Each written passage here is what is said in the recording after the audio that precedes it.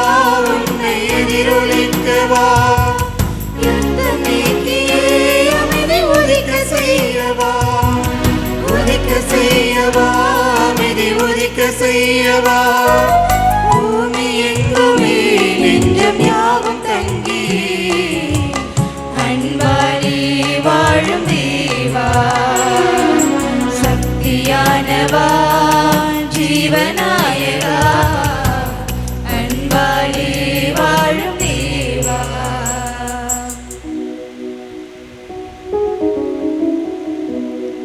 தந்தை மகன் தூய ஆவியாரின் பெயராலே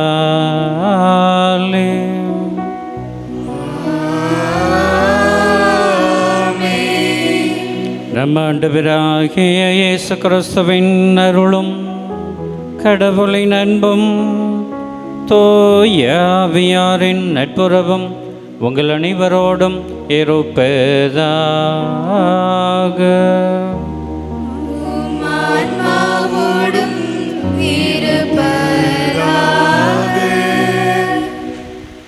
பிரியமான சகோதர சகோதரிகளே, மாதா தொலைக்காட்சியின் அன்பு நேயர்களே, இடைவிடா சகாய தாயினுடைய பரிந்துரை ஜெபத்தை நாடி வந்திருக்கக்கூடிய அன்பு பக்தர்களே, திரு அவையானது இன்றைய நாளிலே புனித பெர்னார்டு அவருடைய நினைவு விழாவை மகிழ்வோடு கொண்டாட நமக்கு அழைப்பு கொடுக்கிறது. புனித பெர்னார்டு அவர்கள் உலக மக்கள் அனைவருக்குமே சொல்லக்கூடிய அறிவுரை என்ன என்றால், கடவுளின் அன்புதான் மனிதர்களாகிய நம்மை வாழ வைக்கிறது. ஆகவே கடவுளினுடைய அன்பை புரிந்து கொள்ளக்கூடிய மனிதர்களாக இந்த மன்னகத்தில் இருக்கக்கூடிய ஒவ்வொருவருமே இருக்க வேண்டும் என்கின்ற அழைப்பை கொடுக்கிறார்.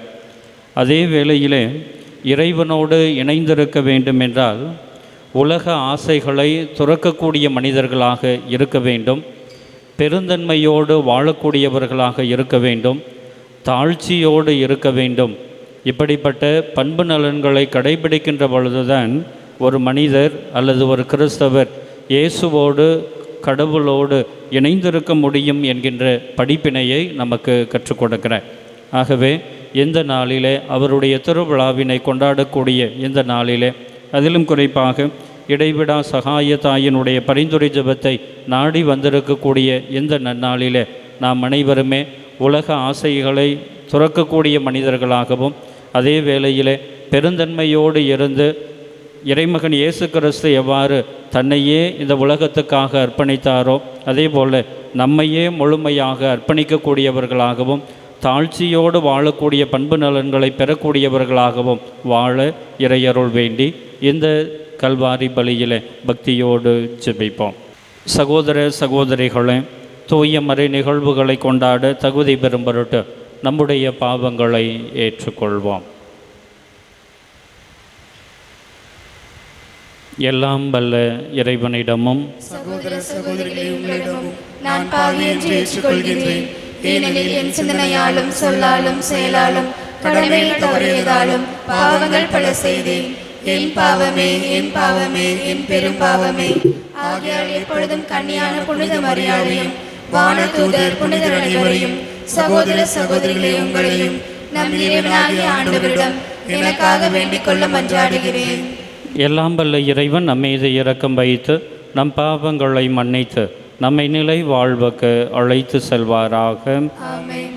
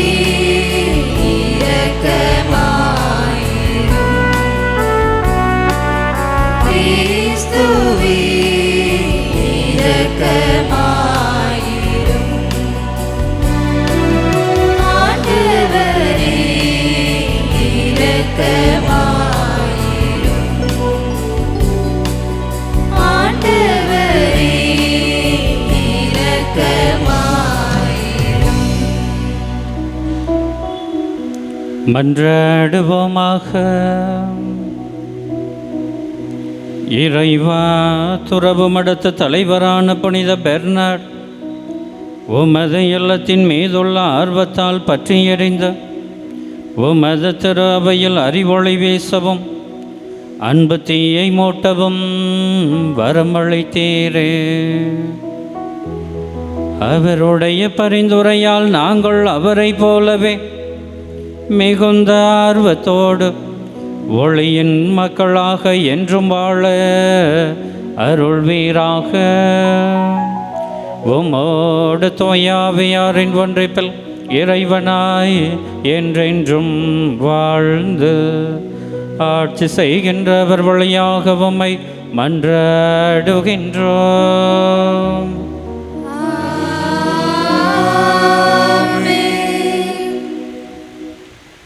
முதல் வாசகம். செகேம் மக்கள் எனக்கு செவிசாயுங்கள், கடவுள் உங்களுக்கு செவி கொடுப்பார். நீதித்தலைவர்கள் நூலிலிருந்து வாசகம். அதிகாரம் 9, திருவசனங்கள் 6-15 வரை. அந்நாட்களில் சேக்கும் மற்றும் பெத்திமீல் குடிமக்கள் அனைவரும் செக்கேமில் உள்ள சிலைத்தூண் கருவாளி மரத்தடியில் அமேக்காவின் அரசராய் ஏற்படுத்தினர். இது யோர்தாமுக்கு தெரிவிக்கப்பட்டது. அவர் கெரிசிம் மலைக்கு ஏறி சென்று அதன் உச்சியில் நின்று கொண்டு உரத்த குரலில் கூப்பிட்டு கூறியது, செக்கேம் மக்களே, எனக்கு செவிசாயுங்கள், கடவுள் உங்களுக்கு செவி கொடுப்பார். மரங்கள் தங்கள் ஒரு அரசனை திருப்பொழிவு செய்ய புறப்பட்டது. அவை ஒளிவ மறைத்திடலில் எங்களை அரசராலும் என்று கூறியது. ஒளிவ மரம் அவற்றுக்கு எனது எண்ணெயையும் தெய்வங்களையும் மனிதரிடம் மதிப்பு பெறுகின்றன. அப்படி இருக்க அதை உற்பத்தி செய்வதை நான் விட்டு கொடுத்து மரங்கள் மேல் அசைவாட வருவேனா என்றது. மரங்கள் அத்தி மரத்திடலில் வாரும், எங்களை அரசாளும் என்றது.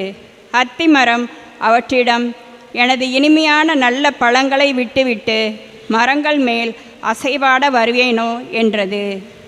மரங்கள் திராட்சை கொடியிடம் வாரும், எங்களை அரசாளும் என்றது.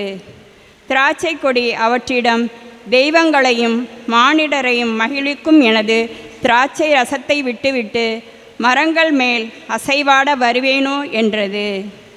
மரங்கள் எல்லாம் முட்புதரில் வாரும், எங்களை அரசாளும் என்றது.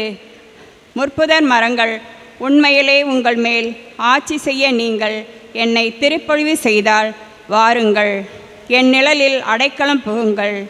இல்லையேல் முட்புதர் என்னிடமிருந்து நெருப்பு கிளந்தெழுந்து லேபோனின் மரங்களை அழித்துவிடும் என்றார். இது ஆண்டவரின் அருள்வாக்கு. இறைவனுக்கு நன்றி. பதிலுரை பாடல். நீங்கள் கூற வேண்டிய பல்லவி. ஆண்டவரே, உம் வல்லமையில் அரசர் பூரிப்படைகின்றார். ஆண்டவரே, உம் வல்லமையில் அரசர் பூரிப்படைகின்றார். ஆண்டவரே, உம் வல்லமையில் அரசர் பூரிப்படைகின்றார். ஆண்டவரே, உம் வல்லமையில் அரசர் பூரிப்படைகின்றார். ஆண்டவரே, உமது வல்லமையில் அரசர் பூரிப்படைகின்றார். நீரழித்த வெற்றியில் எத்தனையோ அவர் அக்கழிக்கின்றார். அவர் உள்ளம் விரும்பியதை நீர் அவருக்கு தந்தருளினீர். அவர் வாய்விட்டு கேட்டதை நீர் மறுக்கவில்லை. ஆண்டவரே, உம் வல்லமையில் அரசர் பூரிப்படைகின்றார். உண்மையில் நலமிகு கொடைகள் ஏந்தி நீர் அவரை எதிர்கொண்டீர். அவர் தலையில் பசும் பொன்முடி சூட்டினீர். அவர் உம்மிடம் வாழ்வு வேண்டி நின்றார். நீரும் முடிவில்லா நீண்ட ஆயுளை அவருக்கு அளித்தீர். ஆண்டவரே, உம் வல்லமையில் அரசர் பூரிப்படைகின்றார். நீர் அவருக்கு வெற்றி அளித்ததால் அவரது மாட்சிமை பெரிதாயிற்று. மேன்மையும் மாண்பையும் அவருக்கு அருளினீர். உண்மையாகவே எந்நாளும் நிலைத்திருக்கும் ஆசைகளை அவர் பெற்றுள்ளார். உமது முகத்தை அவர் மகிழ்ச்சியுடன் கண்டுகளிக்க செய்தீர். ஆண்டவரே, உம் வல்லமையில் அரசர் பூரிப்படைகின்றார். ஆண்டவரே, உம் வல்லமையில் அரசர் பூரிப்படைகின்றார்.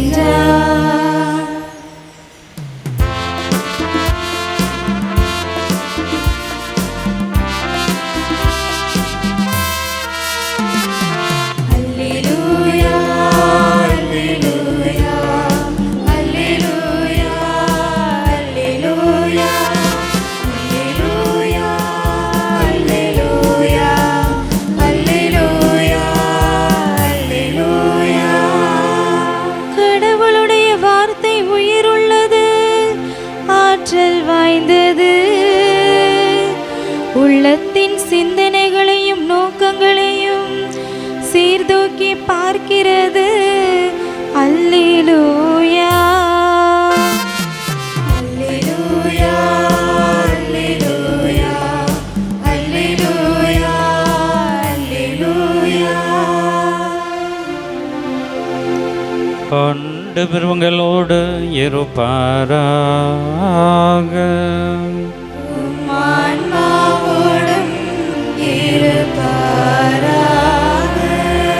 மத்தேயு எழுதிய தூய நற்செய்தியிலிருந்து வாசகம்.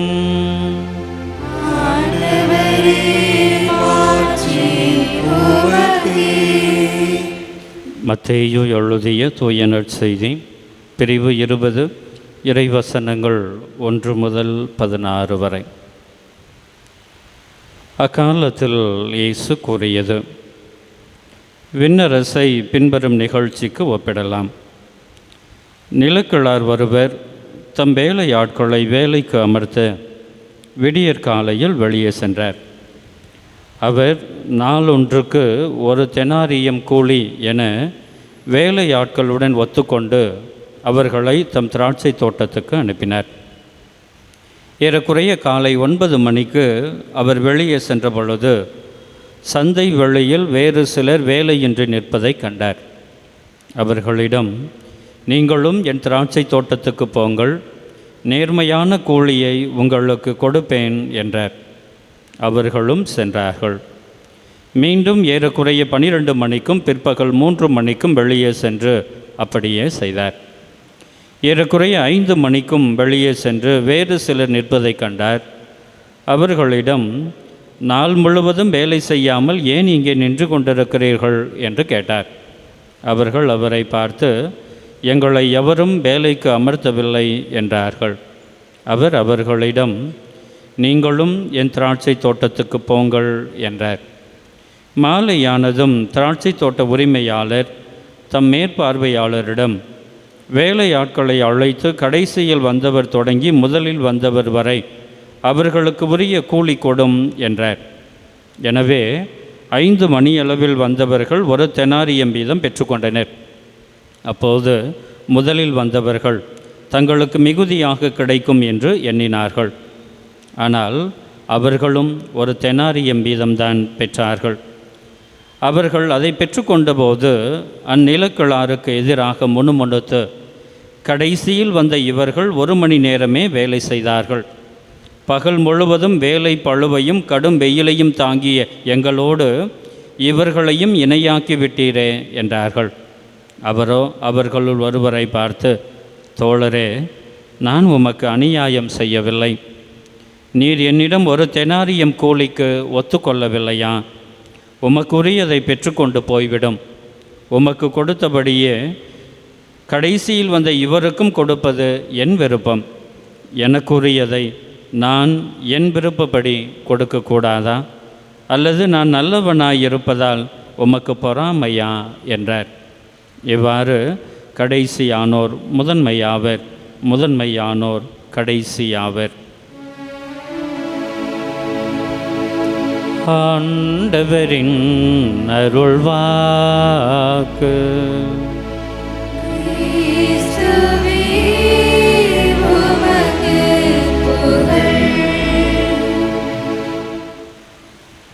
கிறிஸ்து இயேசுவுக்குள் பிரியமான சகோதர சகோதரிகளே,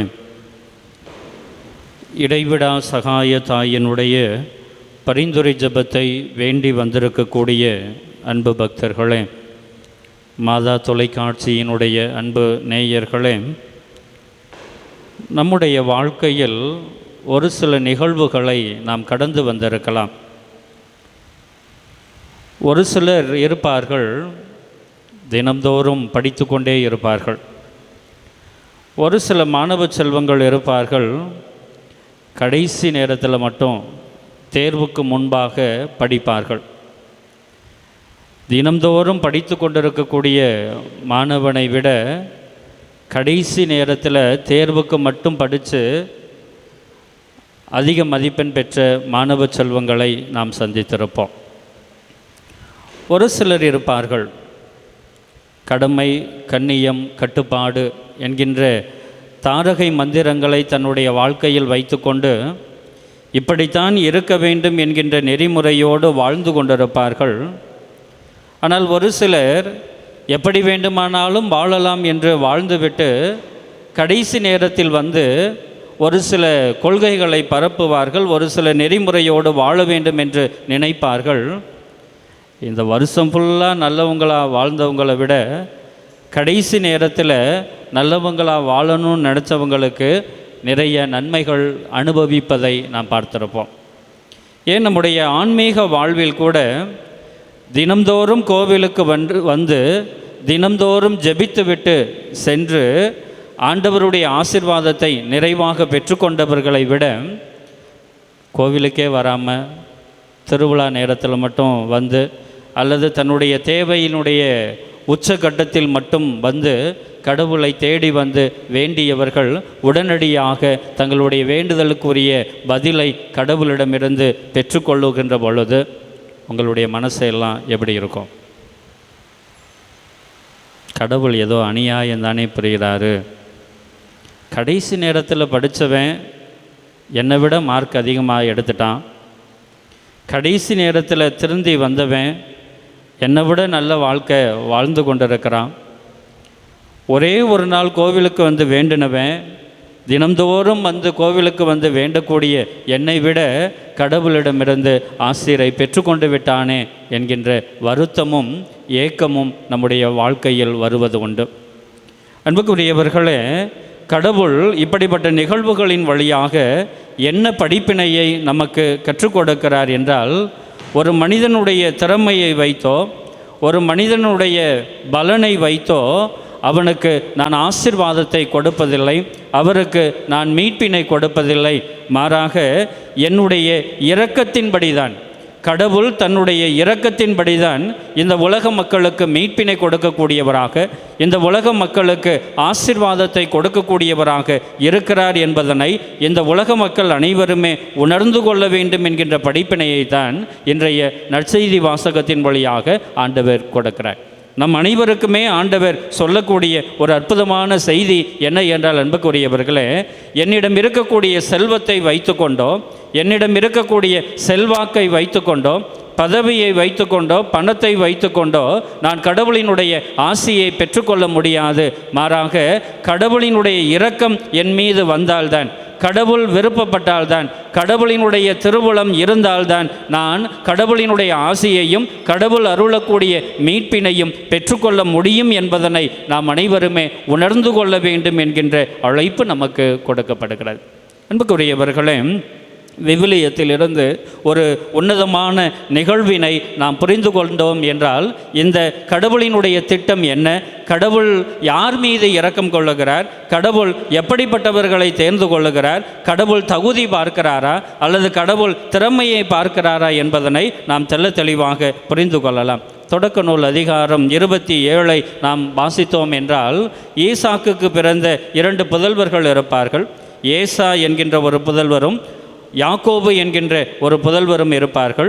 இதிலே ஏசா மூத்த மகனாக இருப்பார். ஈசாக்கு ஏசாவை பார்த்து என்ன சொல்லுவார் என்றால், நான் தலைப்பேறு ஆசியை உனக்கு கொடுக்க வேண்டும், என்னுடைய ஆசியை நீ பெற்றுக்கொள், என்னுடைய ஆசியை உனக்கு கொடுப்பதற்கு முன்பாக நீ என்ன செய்ய வேண்டும் என்றால், நீ போய் வேட்டையாடி நல்ல மாமிசத்தை இறைச்சியான உணவை எனக்கு கொண்டு வா என்று சொல்லுவார்.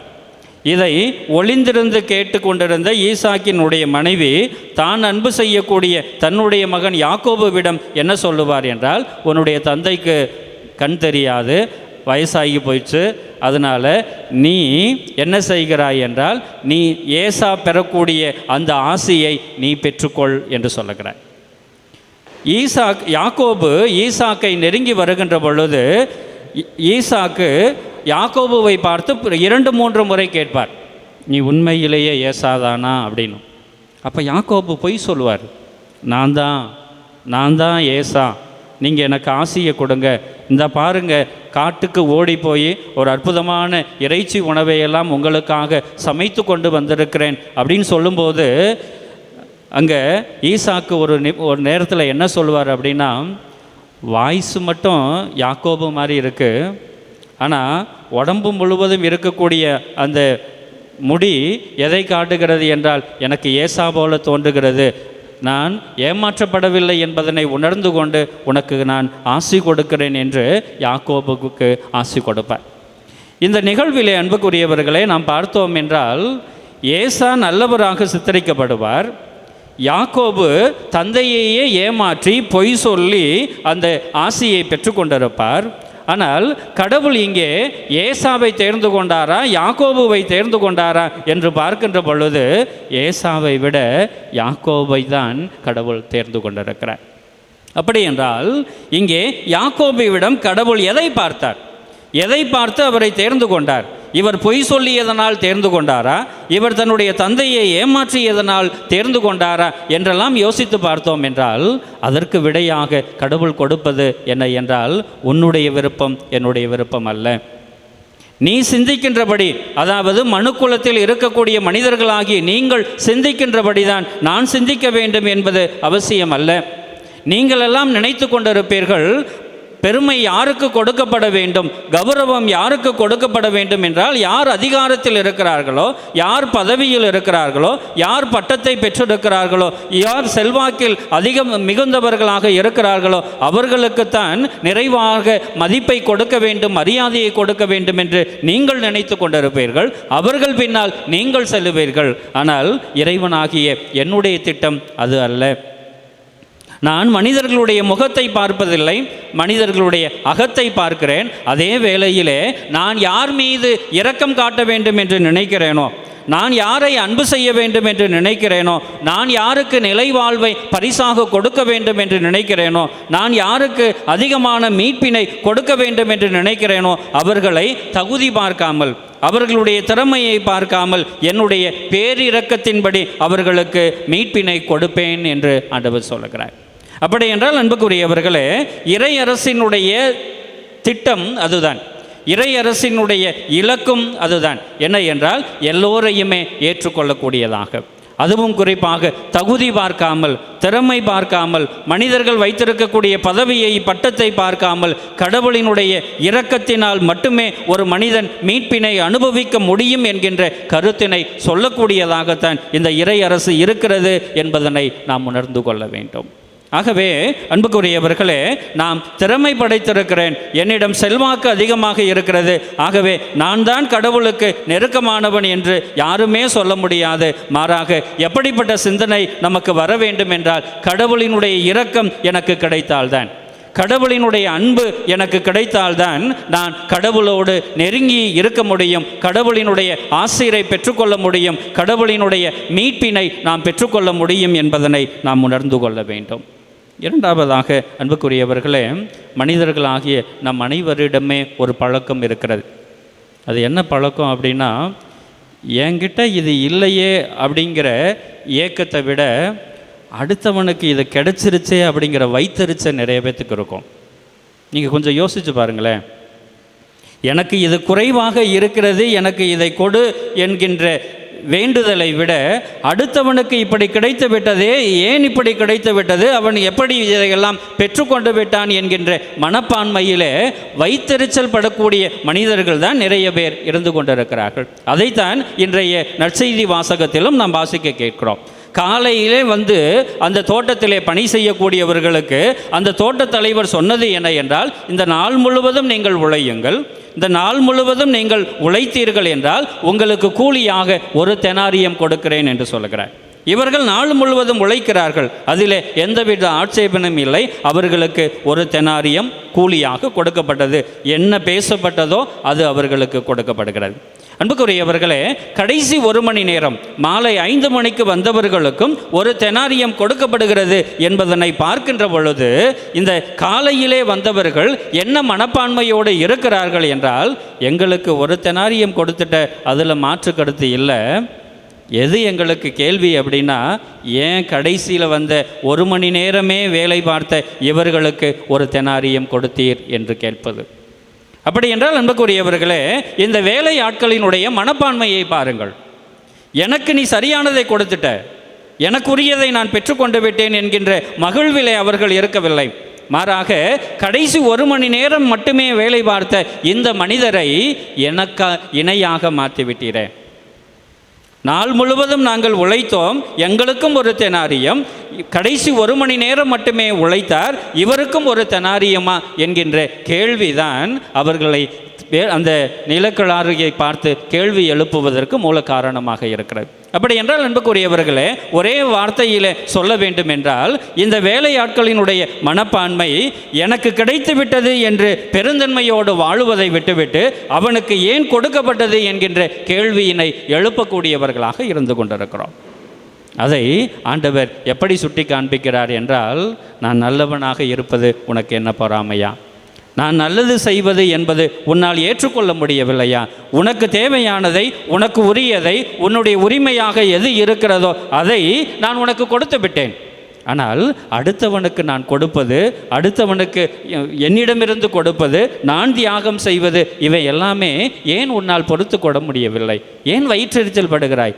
ஏன் பொறாமைப்படுகிறாய்? அடுத்தவனோடு உன்னை ஒப்புமைப்படுத்தி உன்னுடைய வாழ்க்கையை ஏன் சீரழித்துக் கொள்கிறாய்? ஒன்றை மட்டும் மனதில் வைத்துக்கொள்.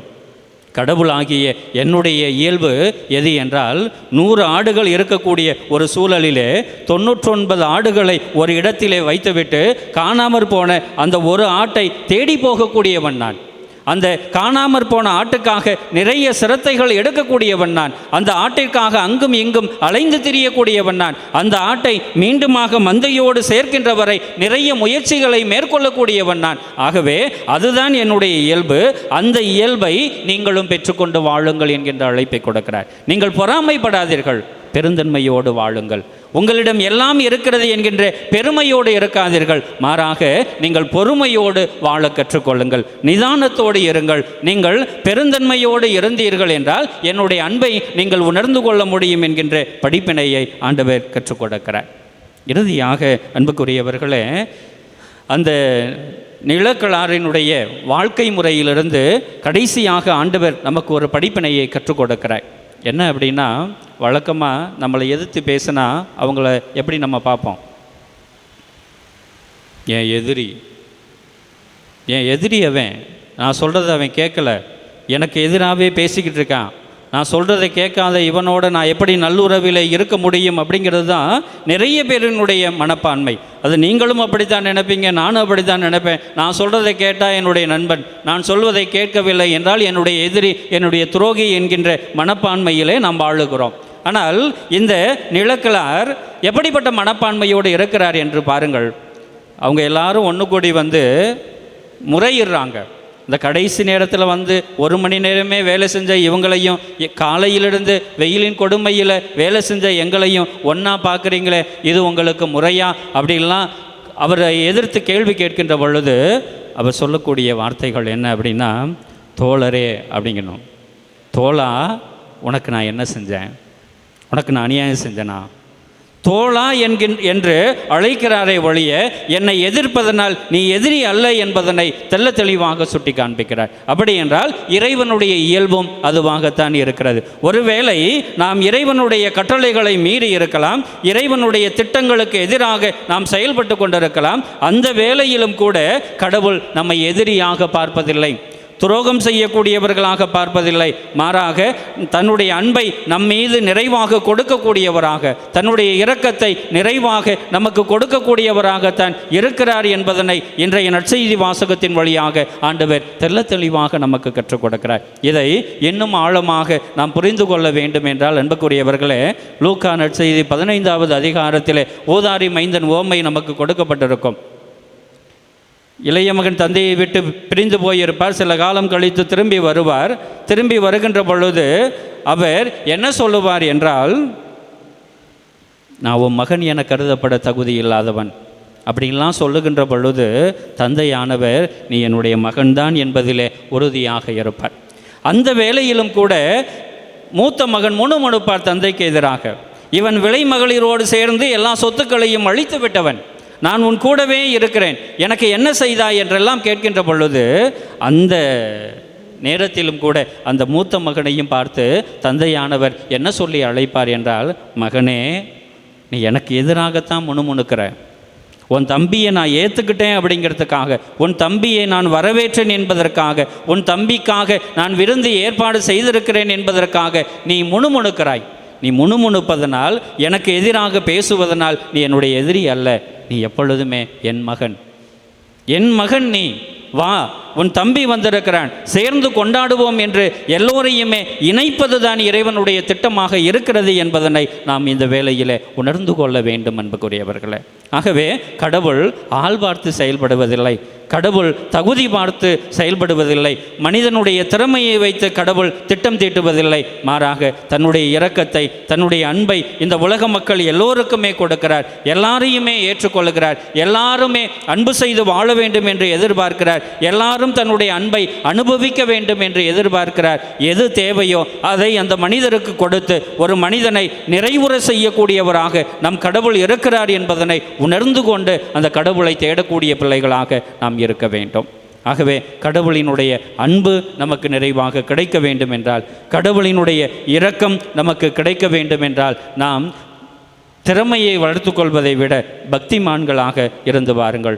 ஆண்டவரை தேடி வாருங்கள். ஆண்டவருடைய அன்பினை உணர்ந்து கொள்ளுங்கள். பெருந்தன்மையோடு வாழ கற்றுக்கொள்ளுங்கள். தாழ்ச்சியோடு இருந்து பாருங்கள். அப்பொழுது இறைவன் நம்மை தேடி வருவார். நமக்கு தேடி வந்து மீட்பினை கொடுப்பார். நாம் நினைக்கக்கூடிய எல்லா காரியங்களும் நல்ல விதத்திலே நடக்கும் என்பதனை ஆண்டவர் இந்த வேளையிலே ஆணித்தரமாக நமக்கு கற்றுக் கொடுக்கிறார். அந்த மனப்பான்மையில் வளர வாழ இறையருள் வேண்டி இந்த திருப்பலியிலே நாம் தொடர்ந்து ஜெபிப்போம்.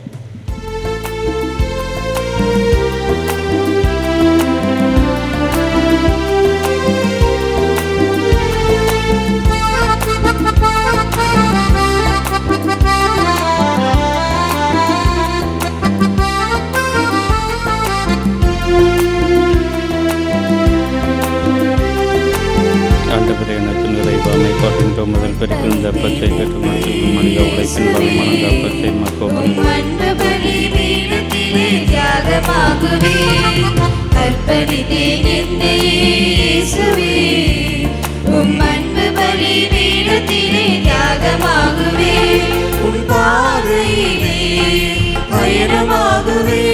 ஆண்டவரே அனைத்து நிறைவாமை காட்டுகின்ற கொடி மனித எங்களுக்கு வாழ்வளிக்கும் நல்ல பானமாக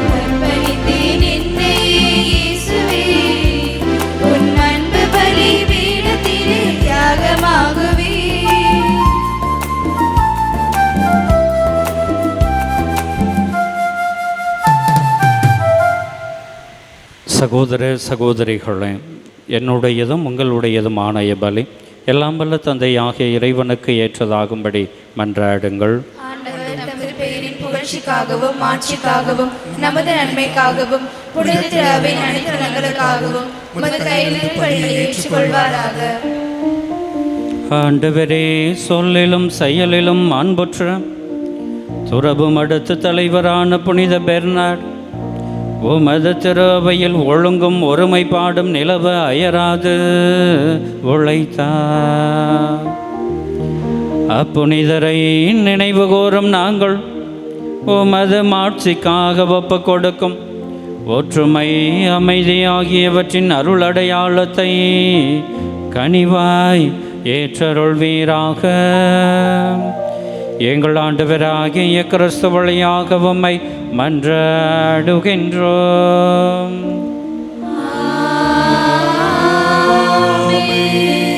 ஆண்டவர் உங்களோடு இருப்பாராக.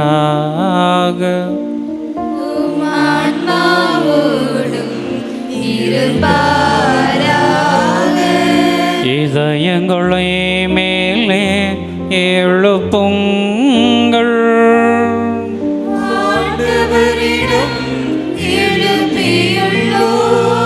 நம் இறைவனாகிய ஆண்டவருக்கு நன்றி கூறுவோம்.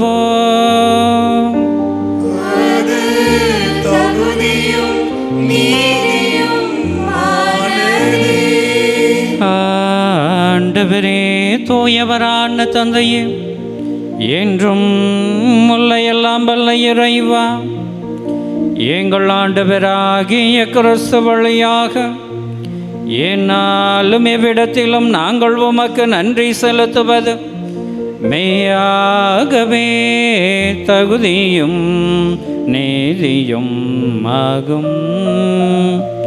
எங்கள் கடமையும் மீட்புக்கு உரிய செயலுமாகும்.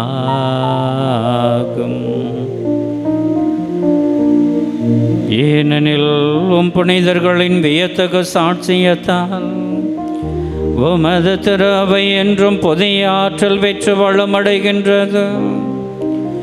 இவ்வாறு எங்கள் மீது நீர் கொண்டிருக்கும் பரிவன்பை தெள்ளத் தெளிவாக காட்டுகின்றீர். மேலும் எங்களது மீட்பின் மறை நிகழ்வை நாங்கள் நிறைவேற்றுவதில் அப்புனிதர்களின் சிறப்புமிக்க எடுத்துக்காட்டால் தூண்ட பெற்று அவர்களது தகுந்த பரிந்துரையால் என்றும் ஊக்கம் பெறவும் அருளுகின்றேன். ஆகவே ஆண்டவரே, வானதூதர் புனிதர் அனைவரோடும் நாங்களும் சேர்ந்து உமது பெருமையை பறைசாற்றி அக்களிப்புடன் பாடுவதாவது: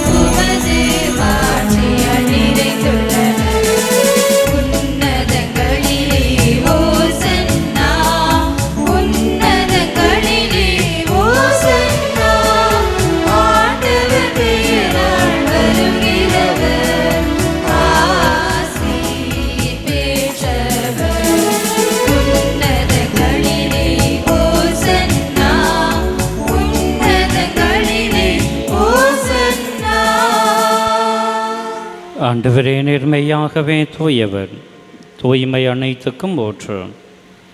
ஆகவே உம்முடைய ஆவியை பொழிந்து எக்காணிக்கைகளை தூய்மைப்படுத்த உம்மை வேண்டுகிறோம்.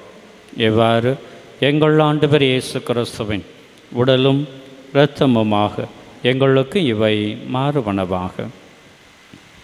அவர் பாடுபட உளம் கனிந்து தம்மை கையால் அழைத்த போது அப்பத்தை எடுத்து நன்றி செலுத்தி அதை பிட்டு தம் சீடர்களுக்கு அழைத்து கூறியதாவது: அனைவரும் இதிலிருந்து பெற்று உண்ணுங்கள், ஏனெனில் இது உங்களுக்காக கையளிக்கப்படும் என் உடல்.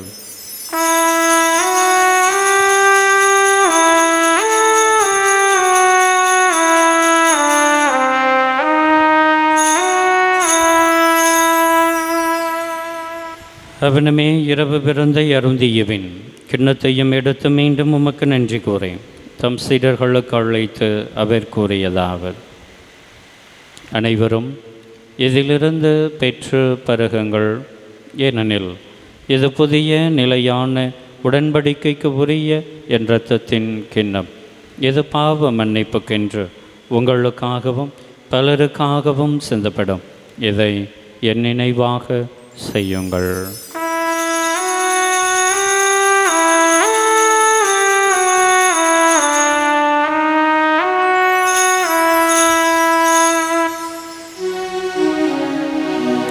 நம்பிக்கையின் மறைபொருள்.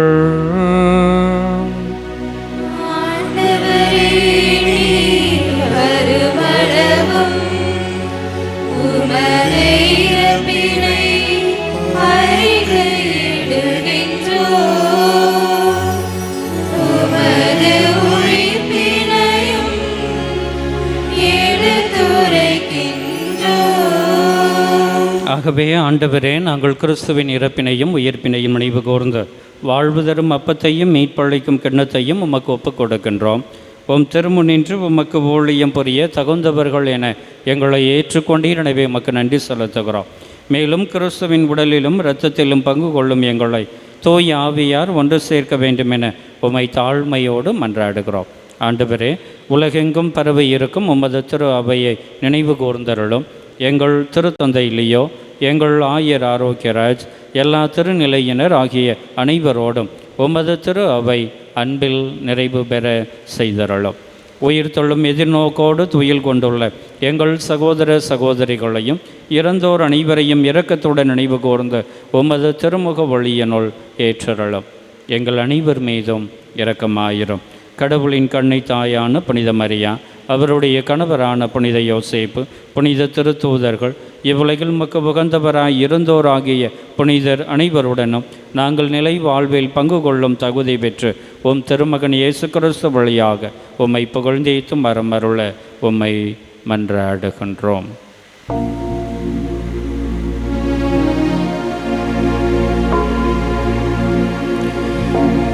இவர் வழியாக இவரோடு இவரில் எல்லாம் வல்ல இறைவனாகிய தந்தையே, தூய ஆவியாரின் ஒன்றிப்பில் எல்லா புகழும் மாட்சியும் என்றென்றும் உமக்கு உரியது.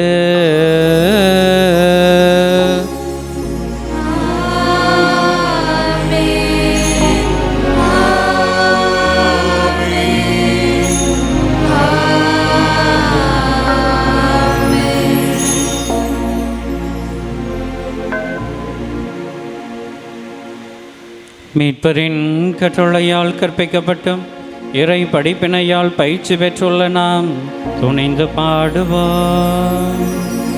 உலகில் இருக்கின்ற எங்கள் தந்தையே, உமது பெயர் தூயது என போற்ற பெறுக. உமது ஆட்சி வருக. உமது திருவுளம் விண்ணுலகில் நிறைவேறுவது போல மண்ணுலகிலும் நிறைவேறுக. எங்கள் அன்றாட உணவை இன்று எங்களுக்கு தாரும். எங்களுக்கு எதிராக குற்றம் செய்வோரை நாங்கள் மன்னிப்பது போல எங்கள் குற்றங்களை மன்னியும். எங்களை சோதனைக்கு உட்படுத்தாதேயும். தீமையிலிருந்து எங்களை விடுவித்தருளும். ஆண்டவரே, தீமை அனைத்திலுமிருந்தும் எங்களை விட வைத்து எங்கள் வாழ்நாளில் அமைதியை கனிவுடன் அருளவுமையே மன்றாடுகின்றோம். உமது இரக்கத்தின் உதவியால் நாங்கள் பாவத்திலிருந்து எப்போதும் விடுதலை பெற்று யாதொரு கலக்கமுமின்றி நலமாயிருப்போமாக. நாங்கள் எதிர்நோக்கி இருக்கும் பேரின்பத்துக்காகவும் எம் மீட்பராகிய இயேசு கிறிஸ்துவின் வருகைக்காகவும் காத்திருக்கின்றோம். ஆட்சியும் வல்லமையும் மாட்சியும் என்றென்றும் உமதே. ஆண்டவரே இயேசு கிறிஸ்துவே, அமைதி உங்களுக்கு விட்டுச் செல்லுகிறேன், என் அமைதியையே உங்களுக்கு தருகிறேன் என்று உம்முடைய திருத்தூதர்களுக்கு மொழிந்தீரேன். எங்களுடைய பாவங்களை பாராமல் உம்மீது நாங்கள் வைத்திருக்கக்கூடிய நம்பிக்கையை கண்ணோக்கி உமது திருவுளத்திற்கு ஏற்ப எங்களுக்கு அமைதியையும் ஒற்றுமையையும் எங்கள் குடும்பங்களிலே சமாதானத்தையும் சந்தோஷத்தையும் எங்களுக்கெல்லாம் நல்ல உடல் சுகத்தையும் தந்தருள திருவுளம் கொள்வீராக. என்றென்றும் வாழ்ந்து ஆட்சி செய்கின்றவர் நீரே. ஆண்டவருடைய அமைதி உங்களோடு என்றும் இருப்பதாக. ஆன்மாவோடும் இருப்பதாக. ஒருவருக்கு ஒருவர் கிறிஸ்துவின் அமைதியினை மகிழ்ச்சியோடு அறிவித்துக் கொள்வோம்.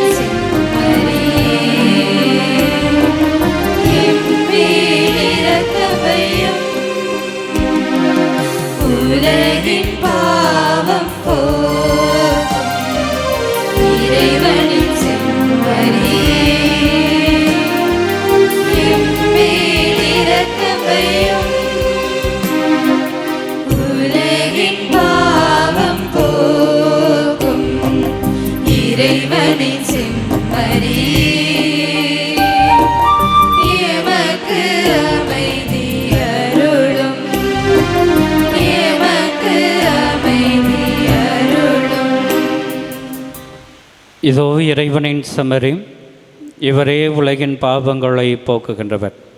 இவர்தான் இன்று நம் எல்லோரையும் பார்த்து, நீ என்னுடைய மீட்பினை அனுபவிக்க வேண்டுமென்றால் நான் உன்னுடைய திறமையை பார்ப்பதில்லை, உன்னுடைய தகுதியினை பார்ப்பதில்லை. என்னுடைய பேரிரக்கத்தினால், என்னுடைய பேரன்பினால் உன்னை நான் மீட்டு கொள்ளுகிறேன் என்பதனை புரிந்து கொண்டிருக்கிறாயா என்பதை மட்டுமே நான் பார்க்கிறேன் என்று சொல்லுகிறார். ஆகவே கடவுளினுடைய விருந்திலே பங்கெடுக்க வந்திருக்கக்கூடிய நாம் அனைவருமே கடவுளின் பேரன்பினால் மட்டுமே, பேரிரக்கத்தினால் மட்டுமே நான் மீட்பினை அடைந்திருக்கிறேன் என்று உணர்ந்து கொண்டு வாழ அழைப்பு கொடுக்கிறார். இந்த திருவிருந்திலே பங்கெடுக்க வந்திருக்கக்கூடிய நாம் அனைவருமே பேறு பெற்றோர். ஆனால் ஒரு வார்த்தை மட்டும் சொல்லியருளும், எனது ஆன்மா நலமடையும். கிறிஸ்துவின் திருவுடலும் திரு ரத்தம் நம்மை காத்து நமக்கு நிலை வாழ்வு தருவதாக. ஆமென்.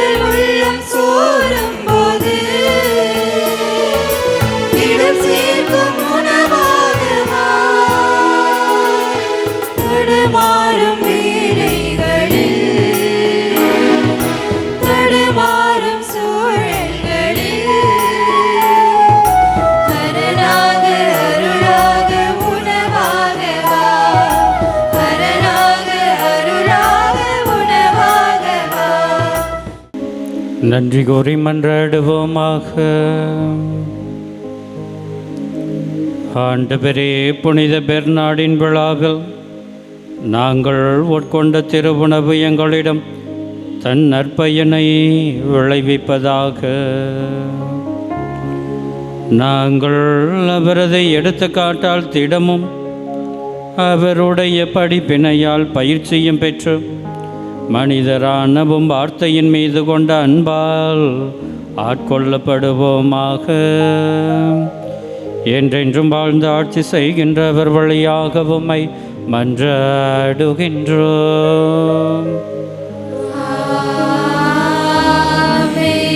ஆண்டவர் உங்களோடு இருப்பாராக.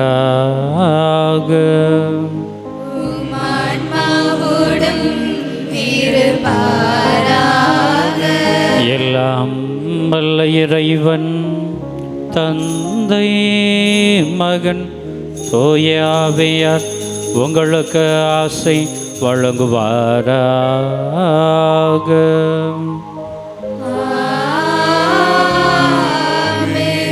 பெருந்தன்மையோடு எப்பொழுதும் வாழ சென்று வாருங்கள். திருப்பலி நிறைவேறிற்று. இறைவனுக்கு நன்றி.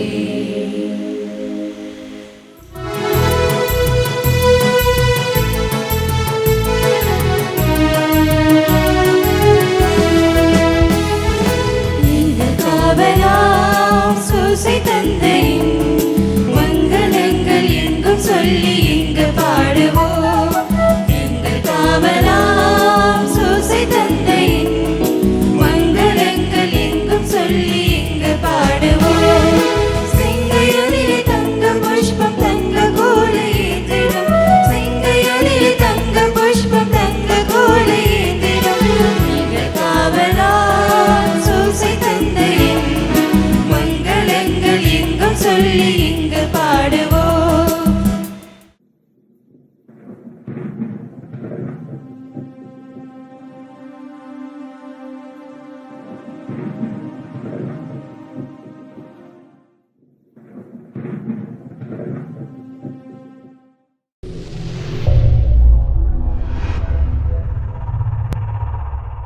Subscribe to KC Trichy YouTube channel. Like, share and comment.